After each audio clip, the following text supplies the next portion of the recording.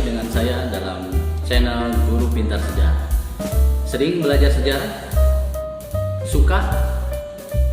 Ya pasti suka. Tapi hambatan belajar sejarah itu banyak.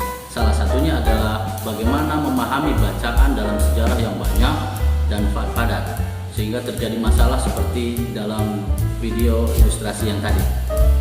Sebetulnya mudah, ada cara bagaimana mencatat dan memahami teks bacaan sejarah. Salah satunya adalah metode yang dikembangkan oleh Tony Buzan, yaitu metode mind map.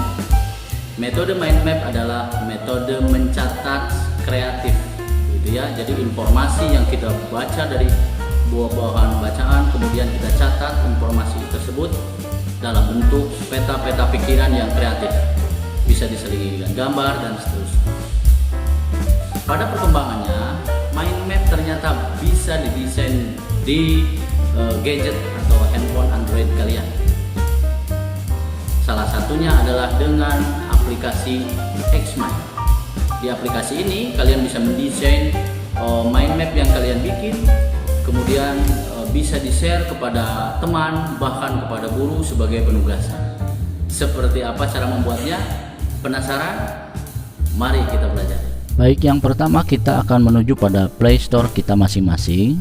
Nanti diketikkan di search engine-nya Xmind. Ya, Xmind ini adalah salah satu aplikasi pembuat atau pendesain mind map dan brainstorm. Aplikasi ini tidak besar, filenya hanya sekitar 50 MB ya, jadi sangat available buat kalian.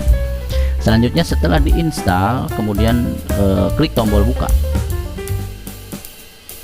Nah, di situ nanti ada beberapa proyek barangkali yang sudah kalian buat. Kalau kalian baru pertama kali menginstal, maka di situ hanya akan terlihat kosong gitu ya.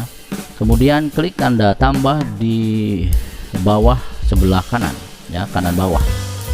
Klik tanda plus, kemudian kita akan membuat mind map dari awal ya, create a new map. Oke.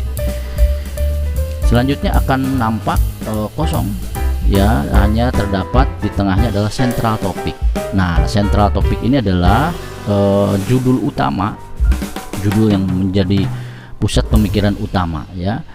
Saya contohkan dalam pembelajaran sejarah, misalkan judul utamanya kita akan membuat mind map atau kita sedang mempelajari materi tentang VOC misalkan ya, VOC, maka tulis VOC ya.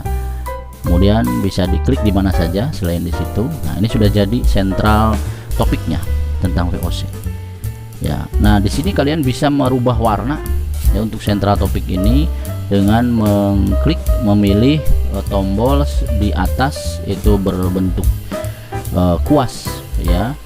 Klik sebelah kanan atas ya, klik tombolnya. Nah, di sini kalian bisa memilih bentuk mind map ya, strukturnya mau seperti apa. Di sini ada ya, ada bermacam bentuk mind map. Misalkan ini saya pilih ya, salah satu saja, nanti bentuknya akan berbeda. Kemudian kalian juga bisa pilih warnanya tadi ya, warnanya mau yang lebih cerah atau mau hijau, tidak apa-apa. Ini untuk melatih aja ya. Kemudian selanjutnya klik di mana saja keluar untuk dari pilihan tersebut. Selanjutnya kita akan masuk pada pembuatan main topik ya, artinya cabang dari pikiran utama ini. Caranya adalah klik tulisan yang tengah ini ya, sentral topiknya, kemudian kalian pilih kiri bawah, sebelah kiri bawah ada tombol paling kiri.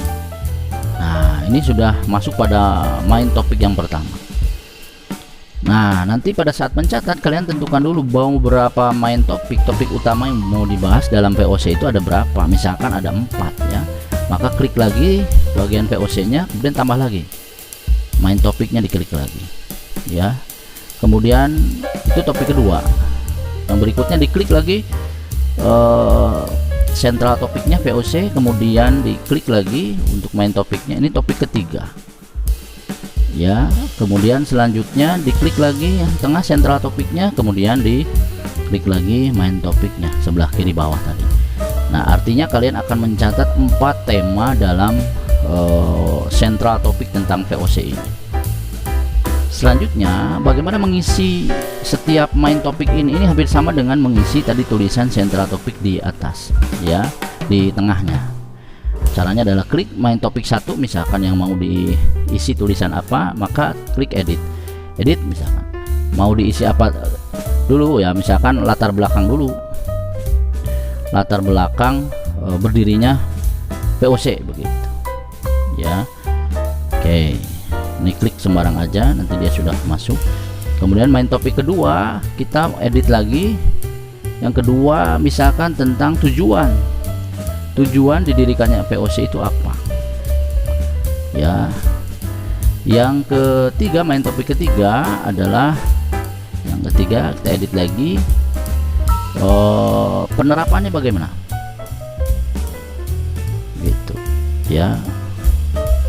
Dan yang terakhir, ya, main topik keempat, kalian ingin buat edit lagi, ya, klik edit seperti tadi. Kemudian misalkan dampaknya terhadap masyarakat Indonesia seperti apa. Nah, sudah ada 4 main topik, 1 topik center, topik pusatnya. Jadi ada 4 main topik. Nah, apakah bisa dikembangkan selanjutnya? Bisa, tapi kita bisa masukkan juga di center topiknya, kita bisa menambahkan gambar, foto begitu, ya, yang tentu yang sudah didownload dipersiapkan terlebih dahulu oleh kalian. Caranya adalah klik, ya, center topiknya karena kita mau menambahkan di sana, kemudian klik yang di atas itu ada tanda plus, klik, ya. Kemudian kalian mau masukkan apa, catatan, suara, atau mau gambar dari kamera, atau ada yang sudah ada, galeri misalnya sudah ada, kalian cari galeri yang ada di handphone kalian, ya. Ini kalian sudah pasti sudah bisa, ya, karena sering. Nah, saya masukkan gambar ini saja. Oh, sudah masuk, ya, artinya sudah ada gambarnya nih, lebih bagus lagi. Nah, ini pun bisa dilakukan pada main topik 1 dan latar belakang, kalian juga bisa masukkan di situ gitu, ya, gambar lagi, semuanya bisa dimasukkan gambar. Juga bisa ditambahkan lagi nanti latar belakang, bagian dari latar belakang apa, misalkan tadi sama, klik main topik latar belakang, kemudian diklik lagi yang sebelah kiri bawah untuk menambahkan main topik. Masuklah pada subtopik, ya. Subtopiknya nggak hanya 1 latar belakang, karena ada toko, di situ ada tanggal, tempat, dan seterusnya. Tambah lagi aja subtopik kedua, tambah lagi, misalkan klik lagi latar belakangnya, subtopik ketiga, dan seterusnya. Tujuan pun kan tujuannya banyak, misalkan klik aja main topik tujuan ini, kemudian klik sebelah kiri menjadi subtopik. Klik lagi, tambah lagi subtopik kedua. Tujuannya kan banyak, ya. Nah, mungkin ada sekitar 5, ya, kita tulis 3 aja dulu biar cepat, ya. Nah, inilah yang kalian buat, ya, mind map yang kalian buat. Nah, selanjutnya tergantung kreativitas kalian, tentu saja sesuai dengan apa yang sudah dibaca, dieksplorasi dalam buku kalian, kemudian kalian rangkum begitu, ya, catatan kalian, dan kalian semuanya ditumpahkan dengan kreativitas pada mind map ini. Nah, tips dari saya, ketika membaca kalian tentu saja harus mencatat, ya, mencatat sebagai konsep gitu, ya, sebagai bahan untuk nantinya kalian akan desain mind map seperti apa. Jadi harus ada konseptualnya dulu dalam bentuk coret-coret kalian barangkali begitu. Nah, apalagi yang bisa dilakukan oleh Xmind ini, yang berikutnya adalah ini bisa dikirim, ya. Caranya bagaimana? Ini bisa di share. Caranya bagaimana? Kalau sudah selesai, ini betul-betul sudah selesai, pasti banyak, ya, penerapan juga banyak, dampaknya apalagi itu banyak kesananya, subtopiknya lagi. Nah, kalian bisa mengirim ini kepada teman atau kepada guru. Kebetulan ini barangkali tugas dari guru, ini bisa dikirimkan. Caranya adalah dengan mengklik tanda titik 3 di atas, kanan atas. Nah, ada di situ, bisa di share. Di share ini bentuknya bisa berbentuk PDF, ya, ini yang kita pahami aja. Ada yang bentuk PDF, bisa juga berbentuk PNG, gambar gitu, ya, foto. Nah, kita coba dulu yang berbentuk PNG. Nah, di sini ada pilihan, boleh pakai which watermark, boleh pakai watermark. Watermark itu jadi apa istilahnya ya?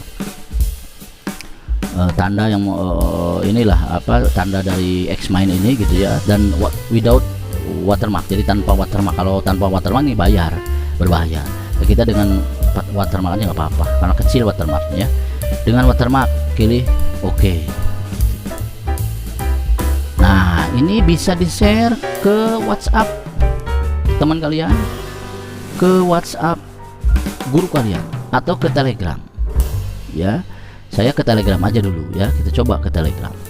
Klik Telegram, nah, simpan aja di sini, misalkan kirim, dan mind map yang kalian buat sudah terkirim ini. Dan nanti guru bisa membuka, bahkan guru bisa membuka di komputer gitu ya, di laptop. Kemudian bisa ditampilkan dan tentu saja bisa dipresentasikan. Begitu ya. Silakan kalian explore aplikasi ini sehingga kalian jago, bisa bentuk PDF juga.